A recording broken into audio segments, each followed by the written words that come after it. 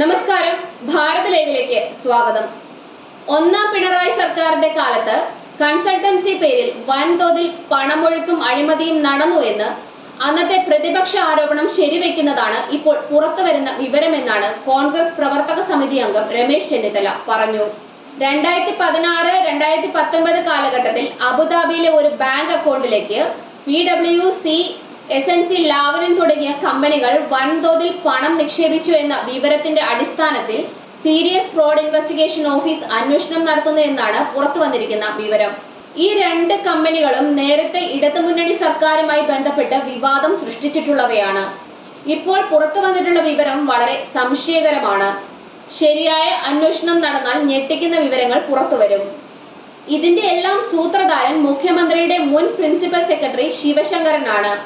ഈ അഴിമതി പണം മന്ത്രിസഭയിലേക്കും പാർട്ടിയിലെ പലർക്കും പോയിട്ടുണ്ട്. സത്യസന്ധമായി അന്വേഷിച്ചാൽ എല്ലാ വിവരങ്ങളും പുറത്തുവരും.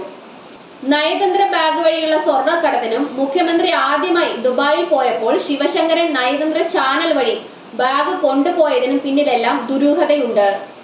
മസാല ബോണ്ട് മണിയടിയിലൂടെ ചില മന്ത്രിമാരുടെയും പോക്കറ്റുകളിൽ മണിയെത്തിയെന്ന് വ്യക്തമാകുന്നതാണ് ലാവലിൻ കമ്പനിയിൽ നിന്നുള്ള പണമിടപാട്. ചുരുക്കത്തിൽ ഒന്നാം പിണറായി ഗവൺമെന്റ് ഖജനാവ് കൊള്ളയടിക്കുകയാണ് ചെയ്തത്. അത് ഒരു പരിധിവരെ തടയാനായത് അന്നത്തെ പ്രതിപക്ഷത്തിന്റെ ശക്തമായ ഇടപെടൽ കൊണ്ട് മാത്രമാണ്.